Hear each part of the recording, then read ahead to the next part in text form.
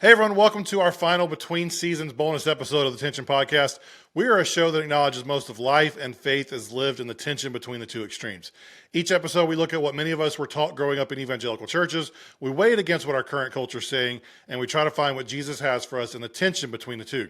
If we haven't met, my name is Jonathan Crone, and we're joined as always by our co-host, Mr. Eric Williams. Eric, go ahead and say hey to the people. What's up? I feel like, I'm a baseball fan, so I like this because it's like as soon as I get through the winter doldrums of sports where the Super Bowl's done, I'm not really into the NBA, and they're like pitchers and catchers are reporting, spring training is starting. It's like, yes, it's not quite the same as the regular season, but I'm getting excited for it. So to hear that we're on our last special episode, as much as I like the special episodes, it's like the season is coming. I'm ready to go. So we might be a little rusty, but yeah, we'll get through it.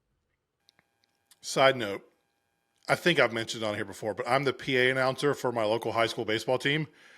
And we're recording this about a week or so before we're releasing it. And last night was our first home game. It was 41 degrees by the time that game was over. So baseball and spring training in warm areas like you, sure. Baseball last night, I couldn't feel my toes. Yeah, but it's kind of a little weird for you to be like, I live in a warm area when you live in the Carolinas, man. It's supposed to be warm. It was 41 degrees. I'm still thawing out. But hey, like we mentioned in the open, we're going to get the show announcement out of the way. This is our final between seasons bonus episode. Our next season is going to start on Easter Monday, which is April the 1st. If I was more clever than I am, I probably would have planned some type of funny April Fool's show that day, but it's actually going to be a normal, non-political episode of the podcast. So we're excited to get back into some normalcy. Boo. Before we get into today's topic, if you like the show, please leave us a rating wherever you listen or watch. If you listen on Apple Podcasts, it would be a huge help if you wrote up a small review there. We got one last month. We would love a couple more this month as well. Now, for today's show. Today is going to be a little different because there's not really a true tension we're talking about. I could probably force one in there if I wanted to force something into that box. But what I wanted to talk about today is something I've been learning recently and have a conversation around that. If you're new with us, back in November, we did an episode about mental health and anxiety where I shared some stuff I'd been experiencing for a few months. It's also what led to us not doing a normal season in January and February like we typically do, but instead do these bonus episodes. As time's gone by, my ability to handle my anxiety has gotten better. It hasn't gone away. The anxiety is still there, but I've learned new tools to handle it and how to process it. And there have been some good mental health tools. So I truly encourage everyone to talk with a therapist if you're experiencing those things. But today, this is not to poop on mental health tools. I do want to focus on a spiritual discipline that I've picked up over the last few months. So we do talk a lot about mental health around here, about how good therapy is and counseling. So I don't want to throw that aside, but I do want to focus on a spiritual discipline for a few minutes. Okay. I want to make sure the listeners know this too, is you said this was the reason why we went to it was one of the reasons, you know what I mean? And so we had a number of different reasons for that. And I'm glad to see that there's this thing that doesn't really happen in the church a lot, which I think that's part of the understood tension we are assuming here, is that when mental health issues come up, kind of a refresh of a previous episode, when mental health issues come up like this, either we are trained not to identify it, right? So it's anxiety pops up, or there's some sort of trigger that pops up, or you notice that something is off. Immediately we go into the shame trigger of, you just need to man up, Jonathan, right? Or Eric, you just need to get over it. Stop being a wimp, right? Anything like that. Or your life's not that bad, or blah, blah, blah, blah, blah. So, but the fact that, we can help other people recognize and realize that maybe some of that was unhealthy or is unhealthy based on our religious upbringing, and moving forward with it in a positive way. It's okay to say, I need a break. And in fact, for many of you, we've talked about my son, my oldest son, he's on the autism spectrum, and he's got a lot of social emotional issues that he still deals with today. And we made him up these, if you're watching us on YouTube, we made him up these little silicone bracelets that say, ask for a break. Because literally at times he gets to the point where his brain is overwhelmed with either anxiety or triggers or sensory issues or anger, whatever it happens to be. And he has to be reminded to like, bro, it's okay to ask for a break. And it's like, man, we're doing this for a 6th grader, a 12-year-old, but how many of us as adults need to be like, it's okay when something like that happens to step back and ask for a break? So I'm fully in support. I just want to make sure that that's said again for anybody that might be popping into this without hearing the context. I appreciate that. That was a good little add in that wasn't planned. So today is going to be a little different. I'm going to share a little bit about what I'm learning. Eric's going to ask questions. We're going to have a conversation about that. So the whole teaching environment that we can sometimes get in here, the history, there's none of that today. It's just a conversation about mental health, spiritual disciplines, and some stuff that I've been learning that I hope can help you. So the backstory is back in December, I was dealing with some extended family issues. I don't know if you're like me, but I'm the type of person that when I see a problem, I want to fix the problem. I am smart enough and resourceful enough to be able to fix most things that I encounter. But as all of you know, because you're adults, family makes things messy. So there was one night in December struggling to sleep because I couldn't turn my brain off. It was just, I was in a cycle of like thinking about what needed to be done to fix the situation and playing out all the different scenarios for how it could go in my head so that I was prepared when I went to fix the situation and knew what to do no matter what happened. Once I had played out all the different scenarios I could think of and still couldn't sleep, I decided that it might be a good thing to pray about it. Like as weird as that may sound, like I didn't go there first. I tried to do it on my own and I'm like, maybe I should pray about this. And then as I was praying about everything going on, and really when I say pray, I was just dumping all of my thoughts on God as if he wasn't present there when I was thinking about them 5 minutes before. But in the midst of my dumping on him, I felt like he did this. That was really, really bad phrasing. You've had a Really couple of bad gems here. phrasing. You've had a couple of gems so far that I haven't called out, but no, I've seen your face. I I've know, seen your face. that's why YouTube is the way to go here. So, hey, you said rusty. We're spring training. We're knocking the rust off. Yeah, some. Thank God we're not in youth group anymore because keep forcing that in that box again. Keep forcing it in the box. That's what I shove it in the box. Yep. Sometimes never mind. No, not going there. Anyways, as I was praying and just telling God all my problems, I felt like he did that thing where Eric, we'd probably do this to each other all the time. We do it to friends where you interrupt someone who just won't shut up.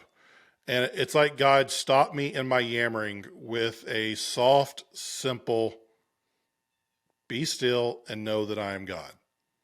Like he tapped me on the shoulder and was like, hey, Jonathan, be still and know that I'm God. And being a typical dude, a typical person who likes to fix things, I didn't think that idea was enough. It was too simple. So I immediately went back to, yeah, God, and that's cool, but what about this? And if that happens, how do I, and then what do I, and then where do we, and the cycle began all again, to which it was the exact same response. Be still and know that I am God. And it wasn't in this mean-spirited or annoyed way. It wasn't like he's like, Jonathan, you freaking idiot. Shut up, be still, and know that I am God. It was, there are times when your kids are in the middle of whining about something and they're telling you all the reasons why they can't do something or something's going on. No idea. I'm a much better parent, Jonathan, and my children are angels, and they are never whiners or anything. So I have no idea what you're talking about. But go ahead. Enlighten me for those that don't know. When you're in your good parenting mode, when you're not wait a minute. What's that? Okay, sorry, go ahead. When you're not in sensory overload, like when you can just look at them and calmly tell them to chill the F out. Because while what they feel like is a really giant thing, that they can't reach the chips on the top shelf and they're freaking out about it. That's not really an issue to me because I'm 3 feet taller than they are. And I felt like in the midst of that prayer, that was God.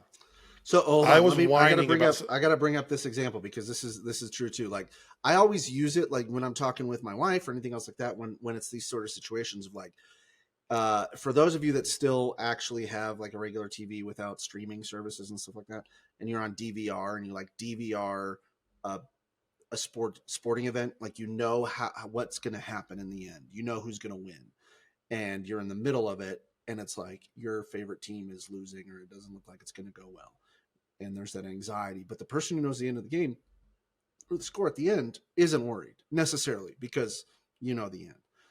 Then last night we were watching Apollo 13 for the first time because we'd like recently gotten into a couple of different like NASA space documentaries. And my youngest, he's 11. You know, we're in the middle of this, and it's like spoiler alert. I mean, for you know, if you know the story of Apollo 13, right? Sorry, they all live. You know what I mean?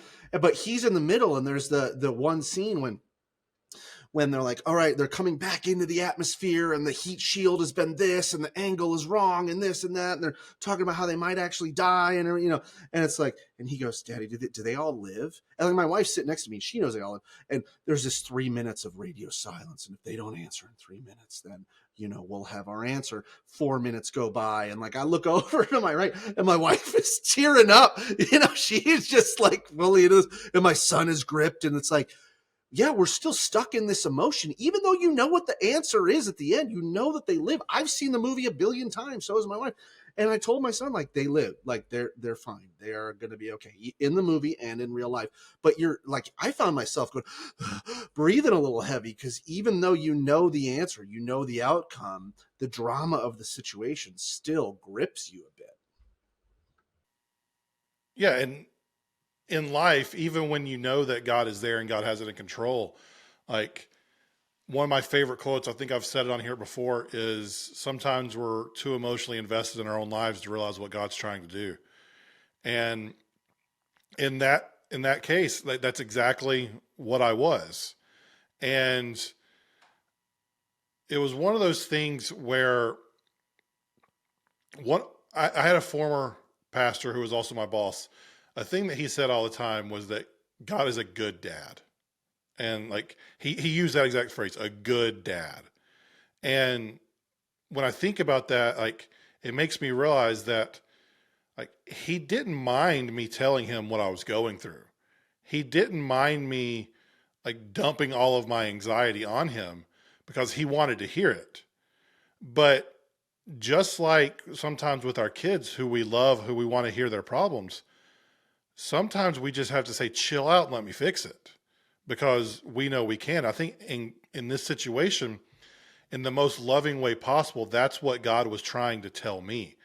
And that night, I remember going to bed wondering what it felt like to be still and know that He was God because it was a new idea for me. It's not something I'm used to. But over the last 3 months, anytime my anxiety is hit, especially with these family issues, I've gone back to that same idea be still and know that I am God. And it has allowed me to have a sense of peace even when crap was going on around me.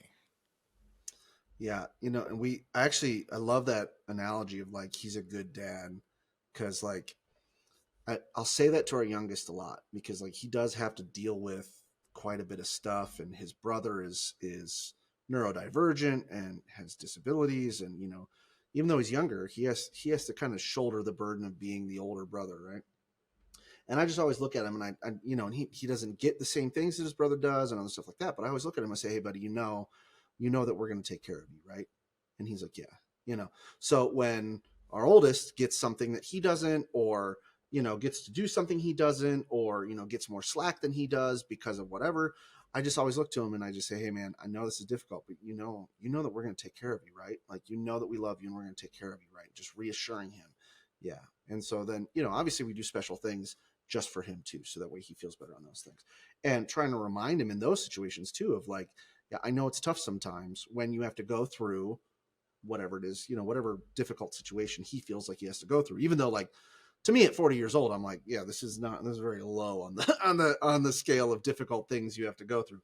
But I think it's the same thing. It's like when we go through bad times, or not bad times, but tension times and anxious times where we're just unsure or it's uncomfortable, having that reliability of having a dad or having God, however you want to refer to it, is like, I'm going to take care of Daddy you, right? God. Yeah, dad. Oh gosh, no. uh, Immediately no. But having that reassurance of like, I'm going to take care of you, right? And it's like, okay, yep, I know that. But I think it also helps in the good times or when things are good to be able to reflect and be like, I know it's difficult when you go through these valleys or these seasons, or insert your Christian buzzword there, but like, I'm going to take care of you. And so it's like, that's the other part that I think sometimes we miss, is in the good times reflecting back and saying, yeah, that was difficult.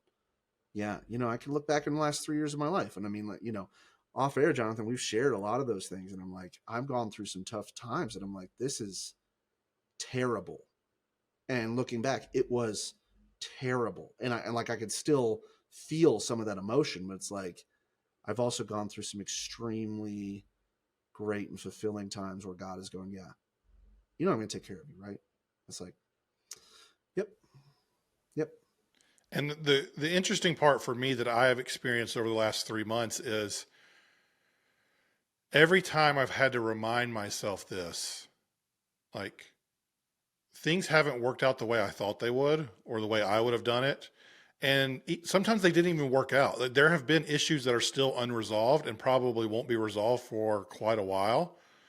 But I have that comfort and that peace because I've looked through, I mean, I can look back through my whole life at this, but even just the last 2 or 3 months through these specific things, like, be still and know that I am God. Okay.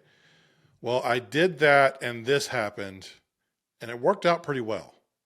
I did it again and this happened. And I mean, it could have been better, but the peace I had through it was solid.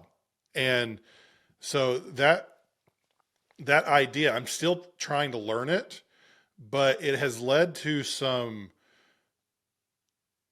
new experiences and it has led to a slightly different view of things that I'm still in the messy middle of figuring out, but I wanted to share because of how the word I keep coming back to is freeing, how freeing they have been for me as someone who is dealing with this type of anxiety for the first time, or at least recognizing this type of anxiety for the first time. I'm sure I've dealt with it before. But the whole idea of be still and know that I'm God started as a way to get past my anxiety, but it has come with a new freedom in my relationship with Jesus. And here's what I mean by that. For many of us who grew up in evangelical spaces, we've been told over and over all of the things we need to be doing for Jesus. We have to serve in the church. We have to share our faith. We have to volunteer our time. We have to fill in the blank here with whatever the thing is you were told you have to do. And while it usually wasn't explicitly said at the time, so much of the language around those things implied that God needed us to do them or the gospel wouldn't be advanced. We would say things like, if not now, when? And if not me, then who? And those have some biblical principles there, but so much of this was, in my opinion, cloaked in an overemphasis on urgency. We have to do it now. The time is now. It has to be done. Go, go, go, go, go. But as I've truly started to understand and live out this be still and know that I am God idea, I've realized that God doesn't need me to do all those things. He can accomplish every single thing he wants to accomplish without me ever doing a single thing. But because he is a good dad, he wants to do it with us. I can go to the grocery store every single week by myself, get it done quicker, easier, and less stressful than when my 7-year-old son goes with me. But man, he loves walking around a grocery store with me. And so when he has to go to the grocery store with me, I'm going to let him come with me. Like he doesn't have to go with me, but he gets to go with me. And I think for me being in the church communications world, there's been this cliched overemphasis on how we get to do things instead of having to do things. But I've never experienced the get to idea in the same way that I do now, that I've been learning this be still and know that I'm God idea. Like I don't have to, like Owen doesn't have to go to the grocery store with me. He gets to go to the grocery store with me. And he has so much fun while doing it. And taking that, and he gets to be a kid walking through a grocery store because he knows I'm going to pick everything out. I'm going to pay for it all. I'm going to put it in the car. So he just gets to go and hang out with his dad. And applying that feeling to all of these spiritual principles of things we were told to do lets me view them in a totally different way than I have before. Yeah, and cue the theme music for Eric's political rant in a non-political episode.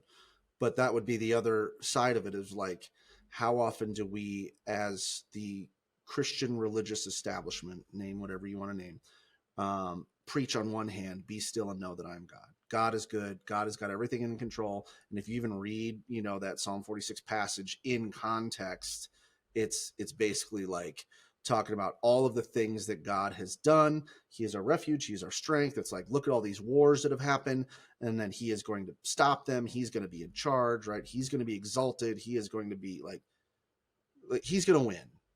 You just need to kind of pull your head out of your butt and figure that out. And then on the same side, and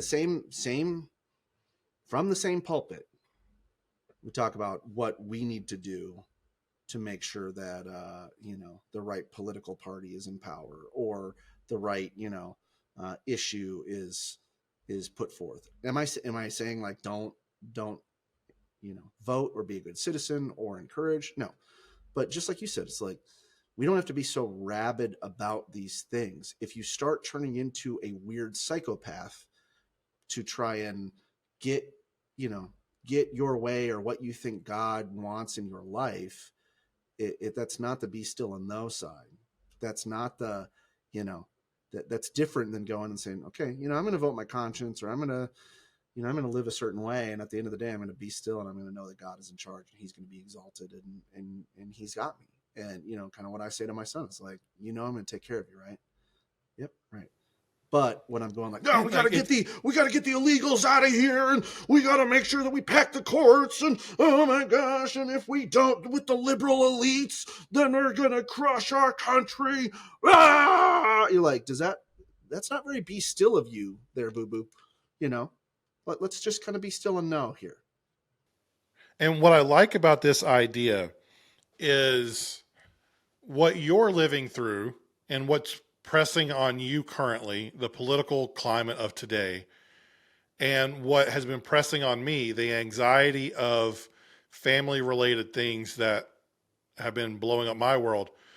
Both of those things, wildly different, not related at all, but the same principle can be applied to them that instantly brings the temperature down of how important the thing is that we're feeling it is. Because, like the quote I mentioned earlier, we are so emotionally invested in these things, we don't see what God's trying to do, or we don't realize that he is in control. We say we know he is, but our actions speak so much louder than what we say we believe. Yeah, and let me just go into this real quick. Or go ahead if you want to finish that. But I have another example. Go for it. So, like I said, with my oldest son, he's on an IEP. For those of you that have kids in special ed, whether they have an IEP for gifted or they have an IEP for anything else like that, right? We have had to fight literally like almost every year in every single school, every school district. And if I remember back to when he was in kindergarten and we were in a different school district in a different state than we are right now, we learned a lot about that process. But it created a lot of anxiety. And the bottom line, similar to my analogy of the sporting event, or Apollo 13 or anything else like that, there's this bit of, I know what my legal protections are under the law for my child in his education. But yet the school district is trying to do X, Y, and Z, and it's creating a lot of anxiety. It's creating a lot of stress. And, again, in past times, I don't want to defame anybody here now, but like, my wife and I would have different reactions. She would get very anxious, and she would get very like upset, and oh my gosh, what are they going to do? And what's going to happen? What's everything like that? And in most of these situations, I was in the be still mode, because I'm like, I know this is illegal. They can fight all they want, but I know that this is illegal, and I know that we're going to get our way. I know that we're going to be able to, move through, and we've got another thing that we can do. And so rather than me getting all upset about it, or rather than me getting anxious about it, rather than me, worrying and losing sleep, it was just so refreshing after we'd gone through a couple of these pieces to go like, I know what the end is going to be like. I know how this is going to resolve. It may take longer than we think, and it may be uncomfortable, and it may take, some doing and some everything else like that. So it's still going to take work. I think be still and know is still taking work, because Jonathan, I would say over the past 3 months, you've still done work in these situations, and you might have gone to therapy or gotten medicine or done, breathing techniques or changed diet or habits. You've done work, but your mentality, you can correct me if I'm wrong, but I believe it's probably the same as us. Is like, our mentality changes where it's like, okay, it's like your kids. They can whine, they can cry, everything they want to do, but it's like, at the end of the day, I know you're going to bed. At the end of the day, you're going to go to sleep. Like, you're tired and you've got all this stuff, and it's going to piss me off. And I know when I'm in a healthy spot, I can just kind of be still and know that that in this house I am God. That's not true. But like, at the end of the day, yeah, buddy, you can whine and complain all you want, but I know at the end of the day, you're going to go into that bed, and the door is going to be shut, and you will go to sleep, right? It may be uncomfortable. And I think that's the point that we always miss. Be still and know that I'm God doesn't mean it's not going to be uncomfortable. We were just talking too. I've got a ton of analogies here. You just, I don't want to put your life on blast, but you just got some ink, right? Go ahead and show YouTube. You got a sleeve. It's like, and you were just telling me how hard it was to sleep and some other uncomfortabilities, things like that. It's like 2 days ago, by the way. This was 2 days ago. It's fresh. 7 hours. Fresh ink. The plastic's still on it.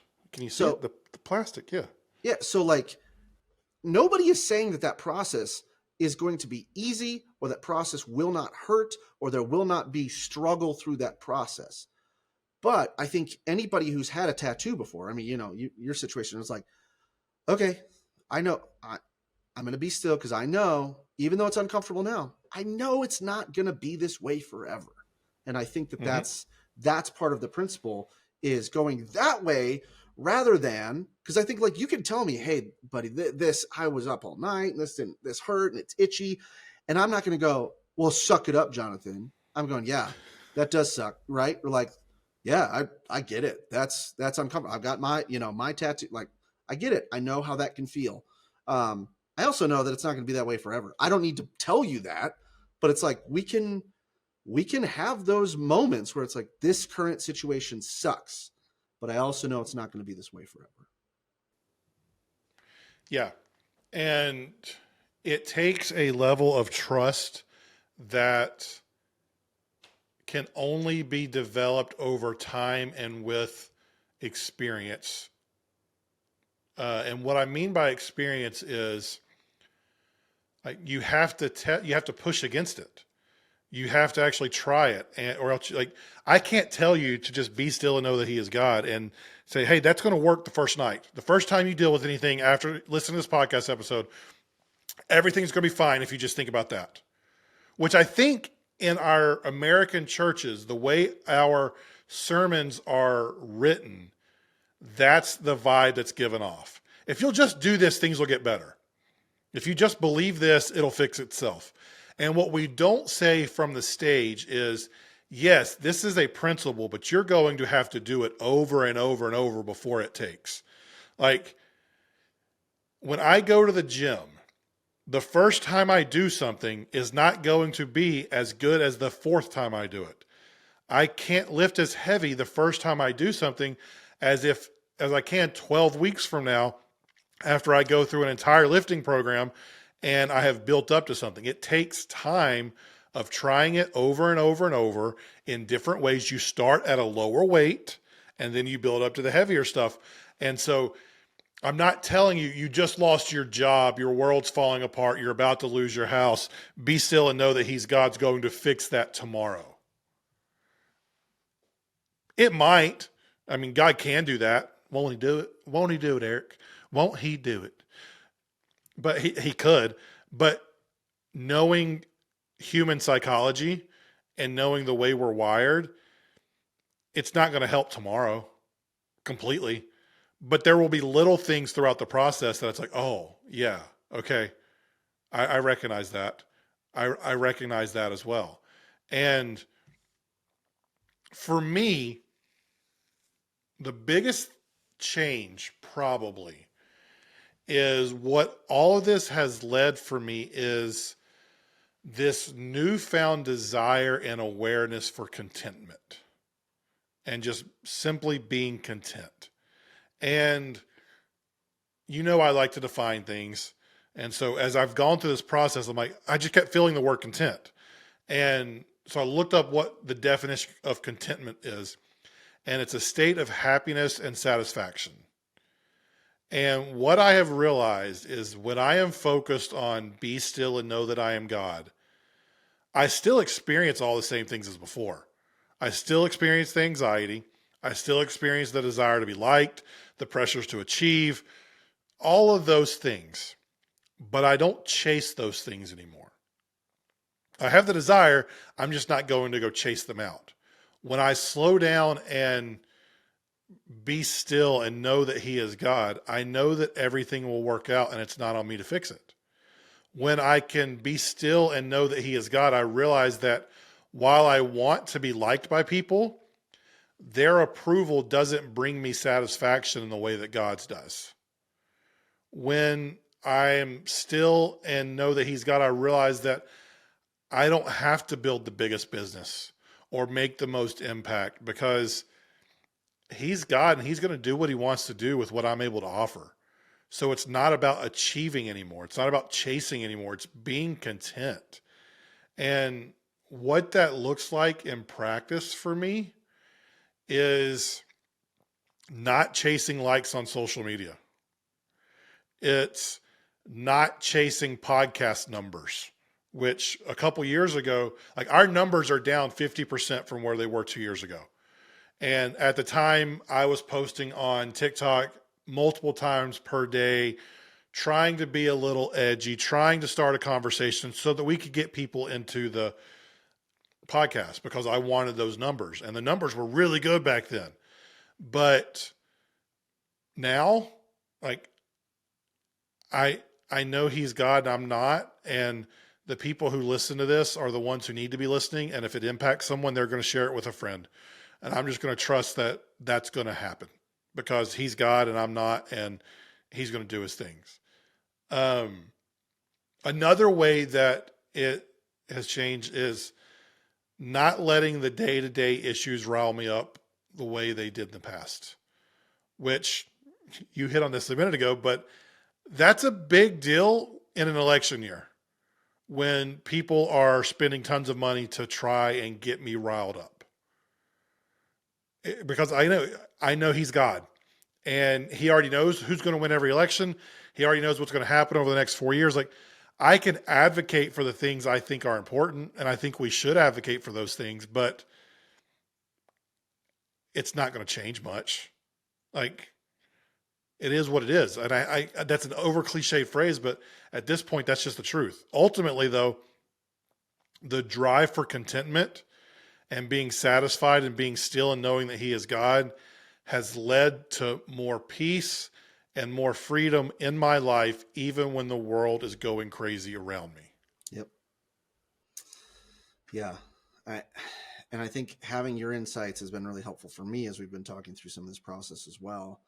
And I think one of the things that I've learned through therapy, and not just therapy, but also just I think what one of the things the church does really well is like encourages you to get into community, one of the things that in general, my experience with the church has not done well is like get into community and actually be authentic in the community, not like fake authenticity or not like codependent authenticity where I'm just getting into the community, you know, almost like I know you've never seen this movie, but almost like Fight Club, where Ed Norton's character is like I'm a good habitually. Christian. Yeah, I know. Well, sorry, I'm not, or I definitely wasn't when Fight Club was out. But like Ed Norton's character was habitually going to 12-step program meetings because that was like his fix.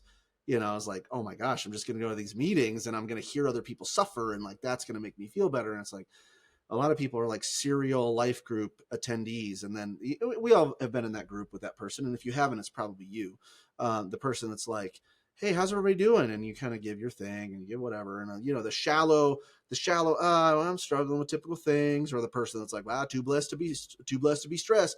That's terrible. But then the other terrible side is the person that's like digging into way too deep on the vulnerability side every single time. And it's like, buddy, what the church doesn't do well is go, we need to off ramp you to a recovery ministry and right. And therapy, right? Like recovery and therapy. So what I've learned through the process too is like going through therapy. Also, I was heavily medicated in high school for depression and did not need it for a long time. And I'm back on a couple of those medications, and I'm not afraid to admit it. And not a lot of people know about that, but it's like when you can get out of, and I know your wife is a medical professional. So it's like, I think about the triage side or the ICU side. It's like when I got out of triage, when I was finally out of ICU, and now I'm just in a regular hospital bed, there's a different way that we can handle things. And I think when we get into those seasons of life where it's like, oh no, I'm coding here. You know what I mean? Like I need quick triage because I'm bleeding and I need to stop the bleeding before we can figure out anything else. That might be therapy for you. That might be recovery ministry for you and therapy. That might be therapy and prescribed medication by a professional, not recreational medication by, you know, your crazy uncle that lives in the van on the state park Down by the river. grounds. Yeah, down by the river. But anyway, in addition to that, what I've realized, Jonathan, and I think I've talked to you about this before, but this was a big one for me, is like growing up, my family experience, by no fault of their own, but just, you know, what I'm realizing, my family experience being the son of a second generation German immigrant, and a family where humor was kind of the currency, and it felt like real emotion was uncomfortable. And again, I'm not blaming anybody, but like I was brought up in that, and also a church experience where uncomfortable emotions, we needed to stop them as soon as possible. Get over it. Stop your whining. Stop your crying. Right. For any of you that grew up with this, which I didn't necessarily, it's like, I'll give you something to cry about. Right. Though I've realized that my own emotional reaction to the people around me when things are not going well is difficult, and that's what triggers me.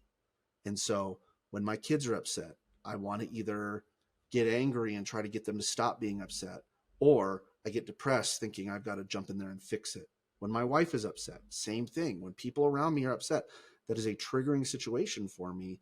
And I think as the church, it's the same type of thing where it's like we need to realize and recognize that uncomfortable emotions are okay, and do a little bit more of what, you know, the Jewish tradition of like they talk about sitting Shiva. You know, it's like when somebody passes away, there's a 7-day period where people will just come and they will literally cry and wail with you and experience those emotions. And then after those 7 days, you dust yourself off, we get up and we start moving on. But we give a specific period of time where it's like, live in those emotions and it's all right. And I think as a church, we do a really good job of saying, get into community, but we do a poor job of saying, if you have a bullet wound, it's okay that hurts. And it's okay to seek out professional help. And it's okay, you know, like those things are good. It's like when you're going through the process, we say, be still and know that I'm God, but we don't say, be still, be happy, or be still, get over it, or be still, and all these bad things that are happening aren't going to happen anymore. No, it's like, be still, feel your emotions, understand that the pain is going to happen, but know that it's not going to be that way forever. And don't jump right to the, well, Jonathan, you're not going to hurt forever. Oh, Jonathan, you know this, or your treasure's in heaven, blah, blah, blah, blah, blah. No, Jonathan, I'm sorry that you're going through that right now. And one of the things that I've appreciated from you more than anything else is anytime I've shared something personal from you that sucks, your first reaction, and I mean this heart to heart, your first reaction is always, well, let me stop. Let me just say, that sucks. And I'm sorry you're going through that. And acknowledge that that pain exists. And it's like, that almost helps me more than anything else that could come out. And it's like, hey, let's just be still and let's acknowledge that the pain is happening. And I think that's a whole new level to the be still and know that I'm God. Because we can't know that he's God if we don't first stop what we're doing and acknowledge what's going on. And I think for so many of us, we live with this urgency that everything has to get fixed right now. And it's up to us to do it or it's not going to get done. I don't know if that's a universal feeling to everyone, if that's just people who are wired like you and I. I I I think it's pretty universal, but stopping to acknowledge that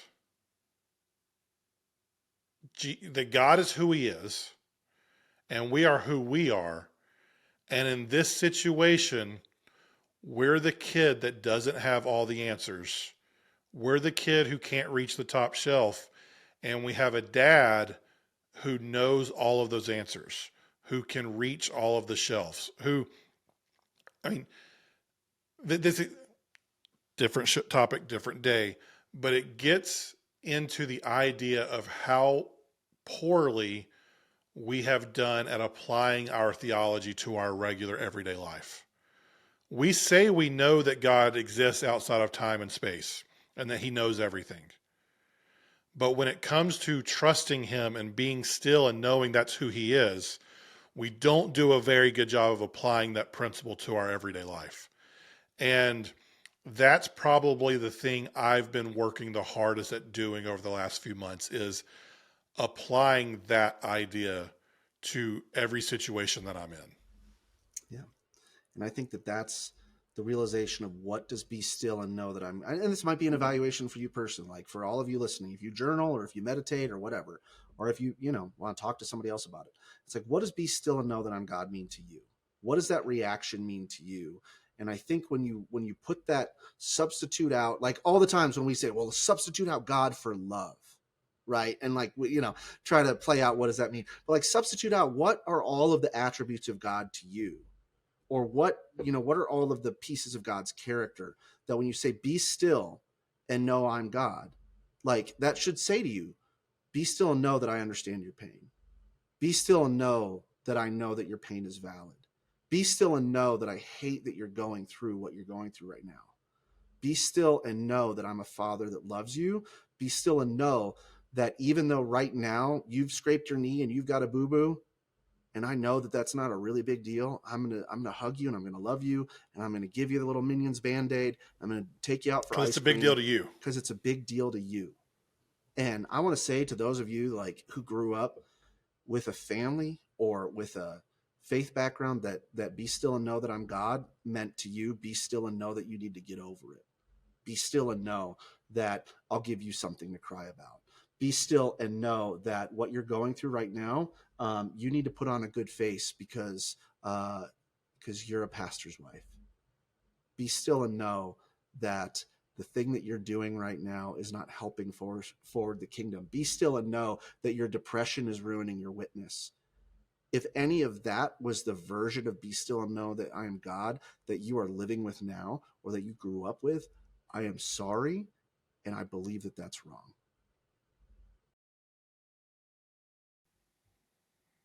Yeah. That's probably a good place for us to stop this week. So I don't have anything else to add. So I will add, we're good. when you give the Okay. contact information, please email us, reach out on social media. For some of you, I know you feel crazy because I've had conversations with you in DMs and other things like that. Like, I know you feel crazy because it feels like you're the only one who's experiencing this, and you are not. And I want you to know that there are other people that have gone through this. We see you, we know what your experience is like. And even if we don't, we can empathize with how bad that hurts. And if you feel like you don't have somebody that you can reach out to, even if, like we've done in the past, if writing a letter to us, but meaning it's the person you need to forgive, or writing a letter to, share with somebody that you were never able to share, if that's going to be empowering to you, like, I can't speak for you, Jonathan, but I feel like I can. It's like, send us that letter, send us that email, reach out and share your story. Because I know, Jonathan, you have been an incredible Christian buzzword blessing in my life to be able to like reach out and call and be like, hey man, you got 15 minutes, and it ends up being an hour and a half.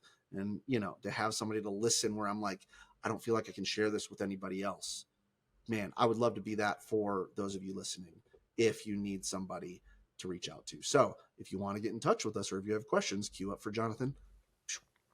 You can email us at hello@tensionpodcast.com.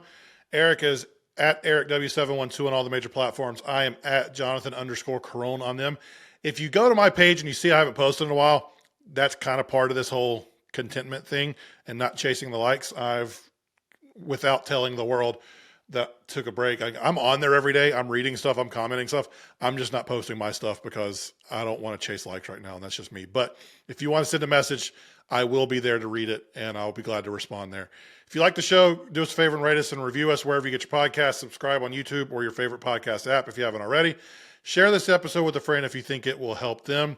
We will be back in like 3 weeks, I think it is, with season 10 of the show, and we are so incredibly excited for that. Thank you all. Thank you all for hanging out with us the last 5 months through this little process. And we will see you in a few weeks for our normal 8-week season that may or may not have one political episode, but we'll see. Have a great week. See ya.